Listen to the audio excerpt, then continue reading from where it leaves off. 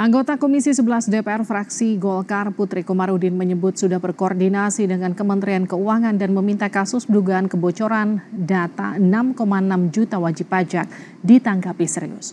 Menurut Putri, serangan siber merugikan masyarakat karena data pribadi tersebar ke publik hingga diperjualbelikan. Kalau memang itu ternyata benar, hasil investigasinya benar bahwa itu data NPWP-nya yang tersebar, tentu kita meminta supaya DJP memeriksa kembali terkait dengan pengamanan datanya. Karena serangan siber seperti ini kan bisa terjadi bukan hanya data NPWP, tapi bisa data-data lain yang lebih sensitif.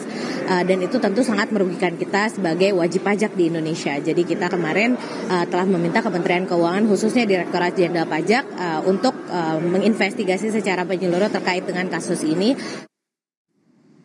Peretas Bjorka dalam situs jual beli data menjual 6,6 juta data diduga NPWP di Indonesia seharga $10.000 Amerika Serikat atau 151,7 juta rupiah. Bjorka memberikan sampel data untuk meyakinkan calon pembeli, salah satunya data Jokowi, Gibran, Kaesang, dan sejumlah menteri.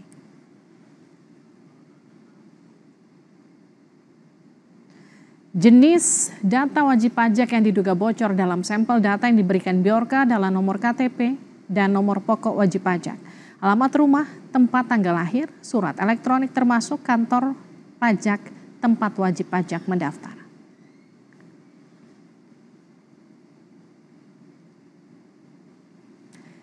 Ini bukan kali pertama dugaan kasus kebocoran data sepanjang 2024. Januari 2024, 22.000 lebih data pelanggan dan karyawan PT KAI diduga bocor. Ada dugaan kebocoran data peserta didik Kemendikbudristek pada Juni 2024 sebagai dampak peretasan Pusat Data Nasional. Di Agustus, 4,7 juta data ASN dan P3K yang diduga ikut dibocorkan.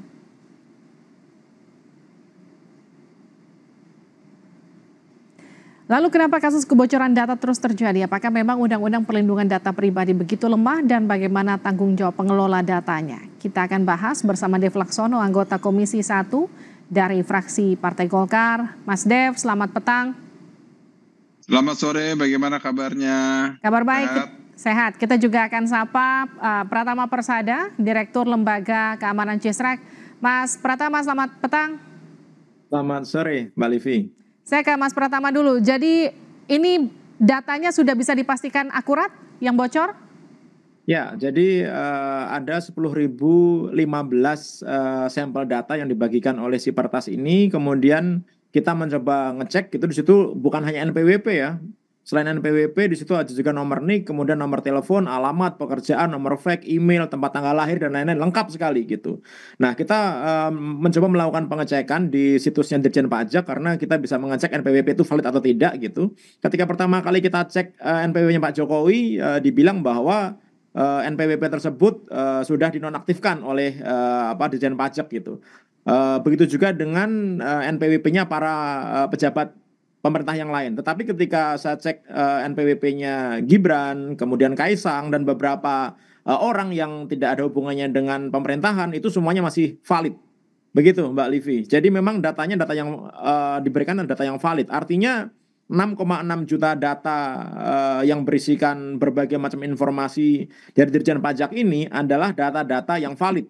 Dan juga kenapa kok kita ngomongin Ditjen Pajak, karena di dalam nomenklatur struktur tabelnya itu juga ada beberapa nama tabel kolom yang menurut saya hanya Ditjen Pajak yang punya. Contohnya misalkan di situ ada KLU, nama KPP, kemudian nama Kanwil, kemudian status PKP dan lain-lain begitu. Itu yang punya sih saya yakin adalah Ditjen Pajak gitu. Nah, tapi masalah kebocorannya, apakah itu dari server Ditjen Pajak ataukah dari tempat lain, itu yang harus dicek begitu. Tapi kalau pemilik datanya itu udah pasti ini Ditjen Pajak, begitu Mbak Livi. Jadi kalau Anda yakini sampel data yang diberikan itu sebetulnya valid, cuma yang punya pemerintah itu sudah diblokir begitu NPWP-nya, sisanya yang punya masyarakatnya belum, begitu ya?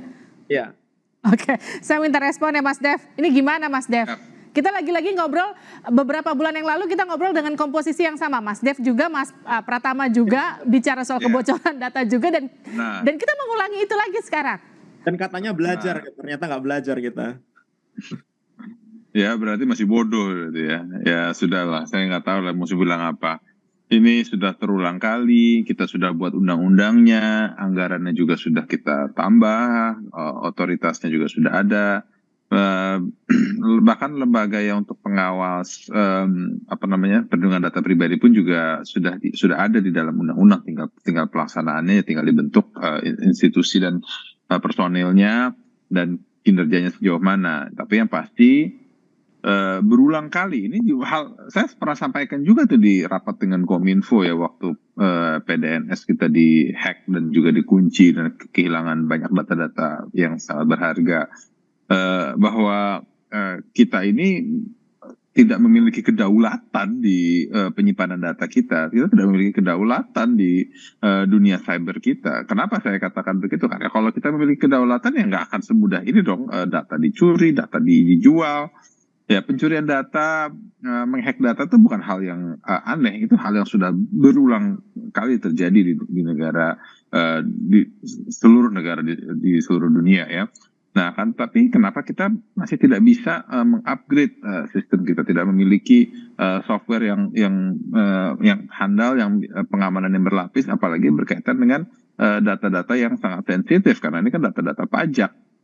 Kalau nama daftar orangnya saja mudah dihack, dicuri, ya apalagi yang ditelanjangi kita. Apakah nanti data pembayaran pajaknya, data pembayaran negaranya, itu semua bisa dengan mudah diabsorb, dicuri. Lalu dengan teknologi AI hari ini ya, kita bisa mengambil berbagai macam kesimpulan yang bisa berpotensi untuk melemahkan sistem pengamanan kita. Nah, kita terus mau mendorong ke digitalisasi Indonesia, digitalisasi dunia, Internet of Things. Tapi kalau misalnya kita tidak bisa memiliki kedaulatan akan sistem pengamanan data pribadi kita, ya kita akan terus-menerus berada di tempat yang sama, tidak ada progres yang berarti gitu. Daulat tentang keamanan data pribadi itu yang kemudian jadi salah satu fokus utama kita. Nanti kita akan lanjutkan perbincangannya, Mas Dev, Mas Pratama, jeda azan maghrib terlebih dahulu untuk wilayah Jakarta dan sekitarnya. Selamat menunaikan ibadah sholat maghrib untuk Anda yang berada di wilayah Jakarta dan sekitarnya. Kita lanjutkan perbincangan kita di Sapa Indonesia Malam, masih terkait dengan kebocoran sampel data dari NPWP yang kemudian diduga dibocorkan Bjorka. Tadi kita bicara soal kedaulatan data pribadi. Kalau Mas Pratama, anggarannya Mas Dev katakan sudah ditambah, undang-undangnya sudah ada, tapi kenapa perlindungan data pribadinya masih susah terlaksana? Kalau menurut saya sih bukan hanya masalah anggaran ya gitu, tetapi lebih ke arah security awareness gitu. Jadi para pejabat di negara kita ini sepertinya tidak berpikir bahwa ancaman cyber itu nyata gitu. Mereka tidak berpikir bahwa kebocoran data itu bisa menyebabkan rakyat sengsara, kerugian yang cukup besar begitu. Mereka tidak berpikir bahwa para hacker itu mereka berkeliaran, mereka membuat strategi untuk mencuri data-data yang ada di negara kita begitu. Sehingga ketika mereka tidak memiliki awareness, anggaran berapapun sebenarnya nggak akan ada gunanya juga gitu. Karena tidak digunakan untuk melakukan pengamanan sistem dengan baik. Kan kemarin kita lihat tuh, contohnya sangat simpel sekali kita ngeceknya. Hampir semua domain GoID itu terkena peretasan judi online gitu. Di face, kemudian dibuat landing page oleh bandar dan para agen judi online ini gitu, sehingga peretasan-peretasan itu menginformasikan kepada kita bahwa memang nggak serius ini pemerintah kita untuk mengamankan data dan sistemnya gitu. Nah, ditambah lagi ketika lembaga-lembaga penyelenggara sistem elektronik ini, penyelenggara negara sebagai pengendali data pribadi ini, mereka tidak mengamankan data masyarakat dengan baik. Akibatnya apa? Ya seperti ini. Makanya tadi saya bilang sama Mas Dev, ini katanya kemarin PDNS itu menjadi pelajaran yang sangat berharga gitu. Itu semoga jadi yang terakhir. Ternyata kan enggak juga gitu. Dan ini nanti pasti akan berlanjut ke kebocoran data yang berikutnya. Kenapa? Karena memang di negara kita ini belum ada sanksi yang bisa dikenakan dengan cukup berat kepada para penyelenggara sistem elektronik ini yang mereka berperan sebagai pengendali data pribadi dan sebagai pemproses data pribadi begitu. Kita punya undang-undang perlindungan data pribadi sudah diundangkan sejak tanggal 17 Oktober 2022. Artinya dikasih batas waktu 2 tahun paling lama untuk masa pemberlakuannya di tanggal 17 Oktober 2024. Sehingga 18 Oktober itu harusnya nanti sudah berlaku undang-undang ini sehingga sanksinya bisa diterapkan dengan baik. Tetapi kok tanda-tandanya masih belum ada sampai sekarang. Karena lembaga pelindungan data pribadi pun sampai detik ini juga masih belum dibentuk oleh presiden gitu. Walaupun apa namanya kata Pak Dev sudah mulai dipersiapkan gitu. Nah, ini sebenarnya masih ada waktu nih sebulan gitu untuk membuat lembaga ini. Karena kalau enggak, saya pikir Pak Presiden Jokowi berpotensi ya melanggar undang-undang karena sudah diwajibkan, diamanatkan oleh Undang-Undang PDP ini untuk membentuk lembaga pelindungan data pribadi, pengawas data pribadi yang itu tanggung jawabnya diberikan kepada Pak Presiden Jokowi. Nah, kalau lembaga ini ada, kasus-kasus seperti ini harusnya nggak terjadi lagi, Mbak Livi. Kenapa? Karena sanksi hukumannya cukup berat. Ada sanksi hukuman pidana, ada sanksi hukuman administrasi, denda gitu. Bahkan untuk corporate ketika terjadi kebocoran data pribadi bisa kena total denda 2% dari total revenue tahun terakhir gitu. Artinya cukup berat sehingga menyebabkan mereka mau nggak mau harus mengamankan data yang disimpannya itu dengan baik. Begitu, Mbak. Nah itu Mas Dev, soal awareness untuk perlindungan data pribadi, tidak ada sanksi yang kemudian membuat jadi abai begitu. Ya, memang itu kan di dalam undang-undang sudah diatur baik sanksinya, baik sanksi pidana kah, sanksi perdata, sanksi denda, sampai dengan sanksi kurungan badan bila mana memang putusan hukumnya itu keluar. Nah, sekarang tinggal pelaksanaannya, peraturan teknisnya seperti apa, dan juga penjabarannya sejauh mana, sehingga penanggung jawab pengampu data ketika kita menyerahkan data itu ya harus jelas gitu ya. Ya contohnya misalnya data pajak, apakah itu bocor ini tanggung jawabnya dirjennya kah, direkturnya kah, atau siapa orangnya yang bertanggung jawab yang akan keamanan ini. Nah ini harus ada pendefinisian ya. Ini sebagai contoh saja ya.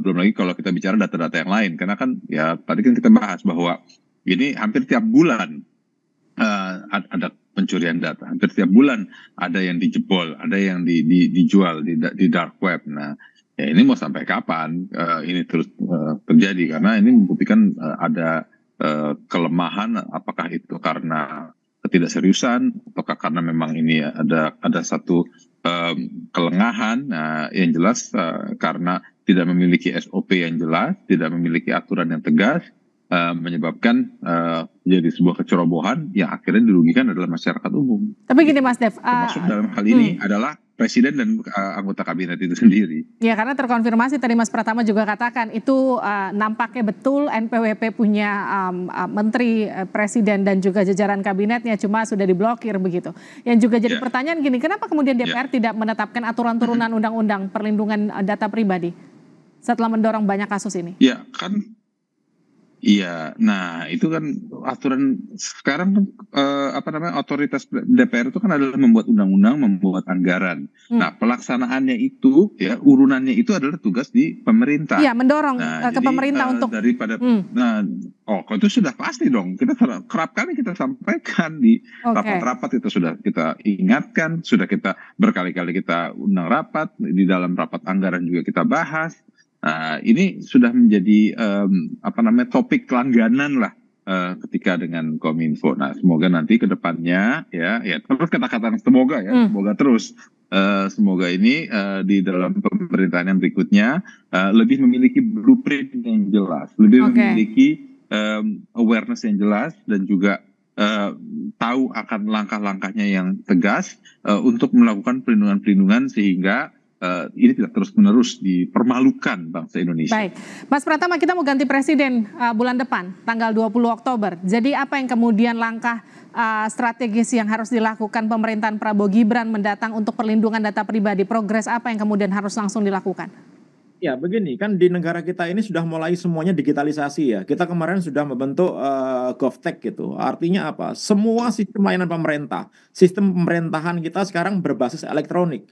Artinya kalau kita sudah mendeklar bahwa kita ini akan memberikan layanan kepada masyarakat secara digital, yang artinya terhubung ke internet, disitulah ancaman itu akan muncul gitu. Nah, ketika ancaman ini muncul, nggak boleh berpaling bahwa keamanan itu penting untuk dilakukan. Oleh karena itu, saya berharap sih Pak Prabowo gitu nanti dengan timnya gitu bisa memprioritaskan keamanan cyber ini untuk menjaga negara kita. Kalau enggak, ya kayak gini aja gitu.